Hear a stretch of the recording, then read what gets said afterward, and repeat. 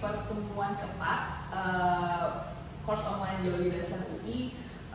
Di pertemuan ini kita akan membahas tentang bencana geologi dan kita langsung mulai belajar aja. Jadi apa aja sih bencana geologi itu? Di depan ini saya sudah masukkan contoh-contohnya. Yang pertama ada letusan gunung api, kemudian juga gempa bumi. Dua hal ini hal yang sering terjadi di Indonesia, dan juga tanah longsor termasuk diantaranya, dan juga ada tsunami seperti itu. Jadi bencana alam yang sifatnya berhubungan dengan litosfer, dengan samudra itu sangat erat sekali dengan proses-proses geologi dan kita sebut sebagai bencana geologi.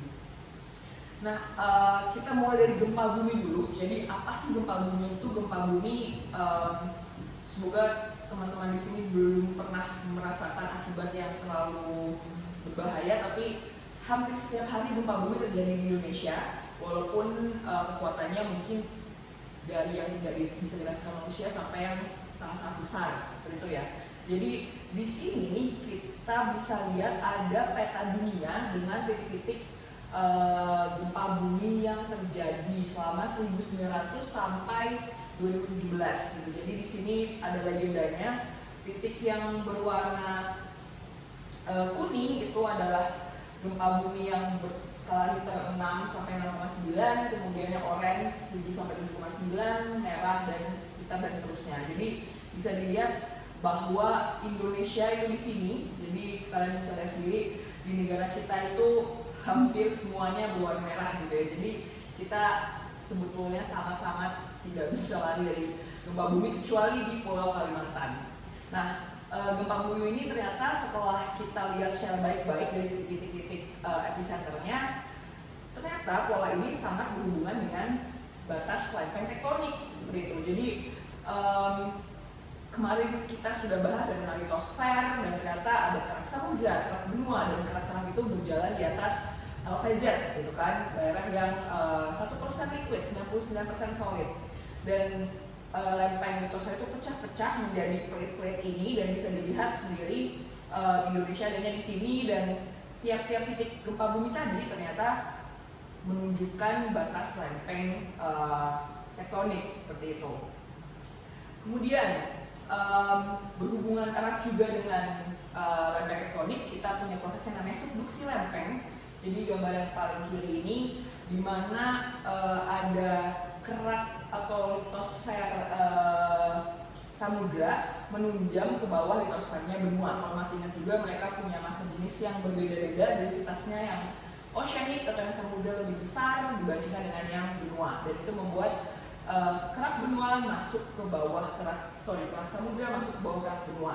Dan apa yang terjadi di zona subduksi ini ternyata pertama dia membuat banyak sekali patahan atau gempa di daerah ini. Jadi titik-titik ini bisa dilihat dari legendanya ada X, shallow earthquakes. Jadi di daerah sini banyak sekali terjadi gempa bumi dangkal, dan kemudian di dalam sini yang lingkaran-lingkaran ini adalah zona gempa bumi yang dalam seperti itu. Jadi kalau dibayangkan kalian punya dua massa batuan yang sama-sama besar, mereka saling bertabrakan, dan pasti batuan itu sifatnya kan kalau masih ingat juga dia seperti es ya, jadi dia mengalami deformasi tapi pelan-pelan dan juga keras gitu kan. Nah, saat dia bertabrakan dia bisa patah, dan itulah proses terjadinya gempa bumi.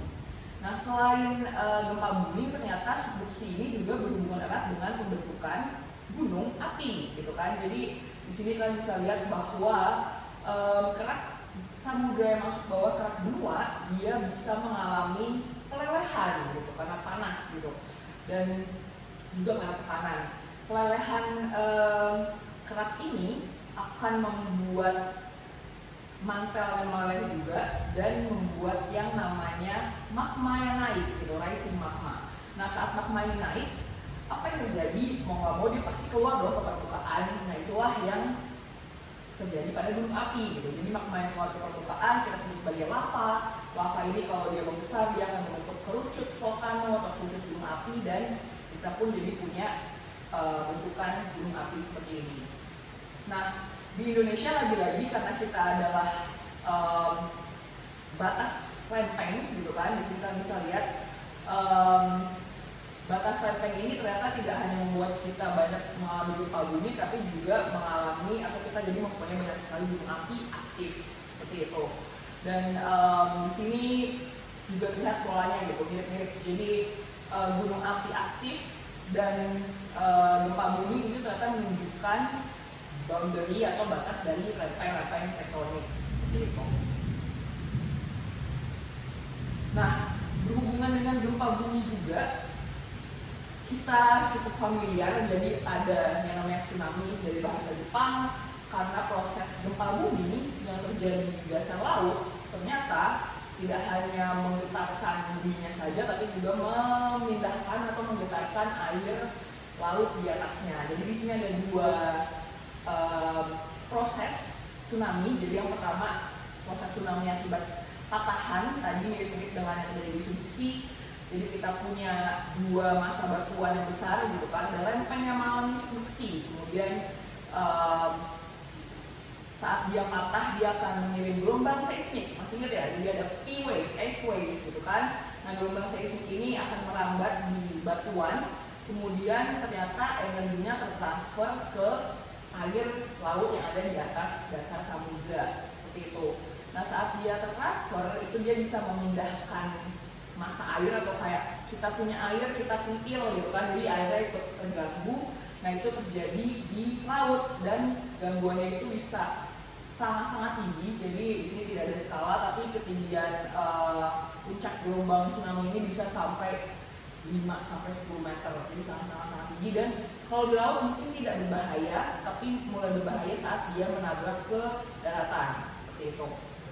Proses tsunami yang kedua adalah kalau bukan akibat gempa, tapi bisa juga dipicu akibat gempa atau dipicu oleh letusan gunung api, yaitu tsunami yang terjadi akibat longsor bawah laut. Jadi di bawah laut itu juga dia tidak rata seperti mulus gitu ya, tapi dia juga ada tinggian, ada rendahan, kemudian ada lereng yang terjal, ada lereng yang landai. Nah, lereng yang terjal ini kalau dia tidak terkonsolidasi dengan baik, batuannya atau sedimennya dia lepas akan sangat mudah mengalami longsor, atau di sini tulisannya adalah slump gitu kan. Nah, kalau kalian bayangkan ada air yang tenang, tiba-tiba ada longsoran, balik lagi kita seperti menyetil air, airnya akan terganggu dan membuat pergerakan air yang atau pergerakan gelombang yang sangat besar seperti ini. Jadi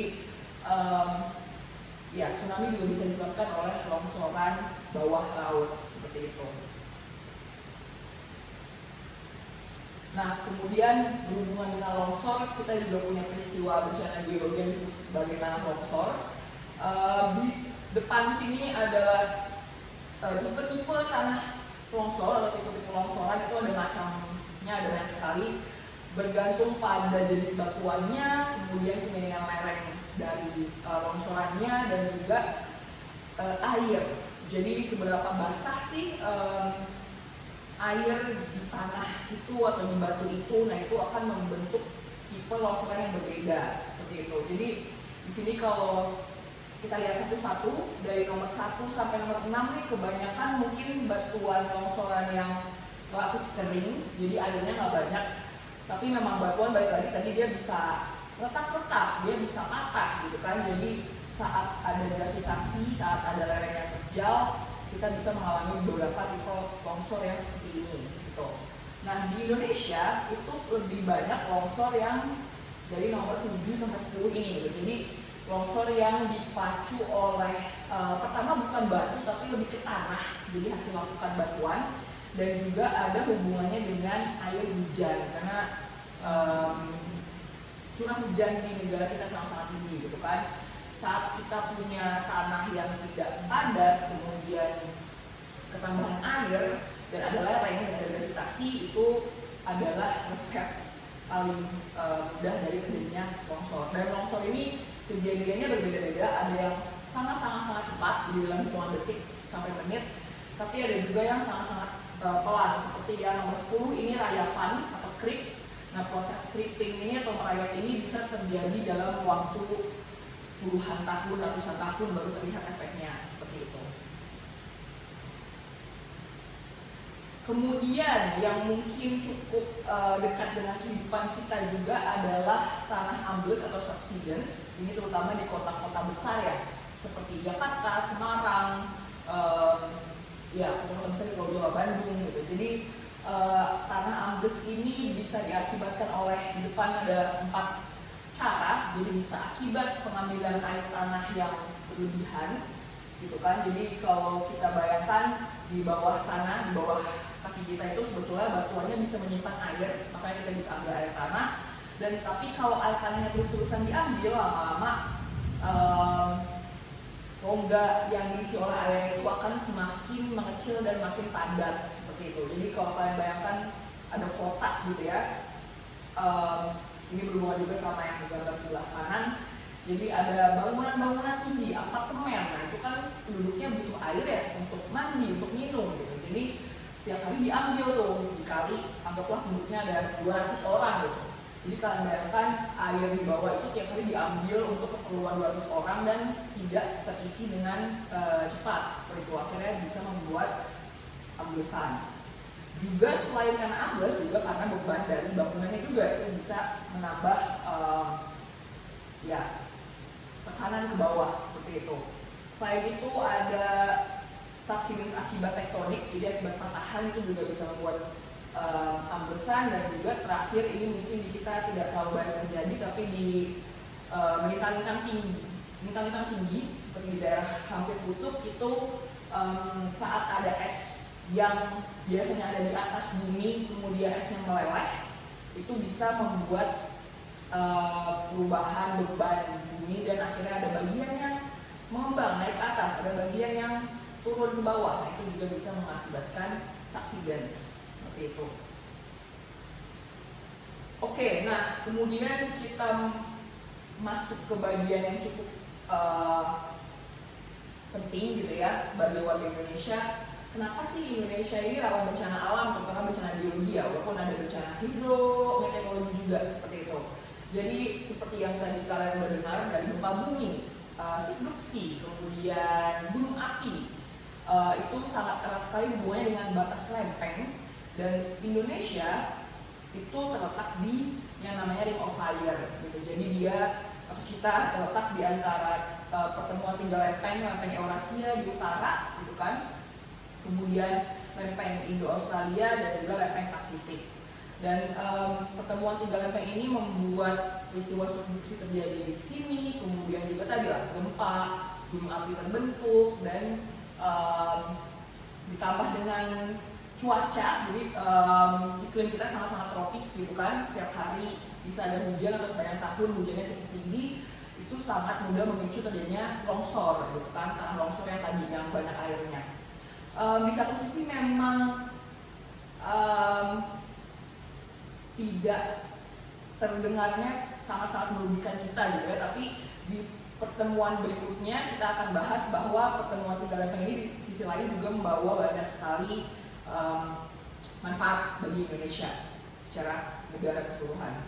Nah, bencana geologi itu tidak hanya saja disebabkan oleh alam, tapi juga kadang dipicu oleh aktivitas manusia gitu, seperti penambangan yang tidak sustainable, yang tidak berkelanjutan, kemudian juga penambangan ilegal dan seterusnya. Jadi aktivitas manusia seperti ini pun kadang bisa memicu bencana geologi, terutama seperti longsor tadi ya, karena tentu saja saat kita membuka lahan seperti ini, lahan serapan hijaunya untuk air tanah masuk itu makin berkurang sehingga erosi makin tinggi dan memicu lebih mudah terjadi tanah longsor misalnya, dan juga banjir gitu. Nah, tapi untuk bagian sini akan kita lanjutkan di pertemuan berikutnya.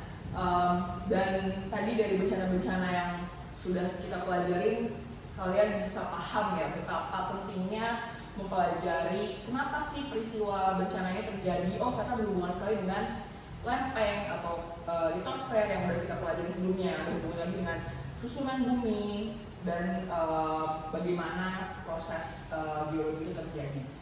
Baik, sampai ketemu pada pertemuan berikutnya.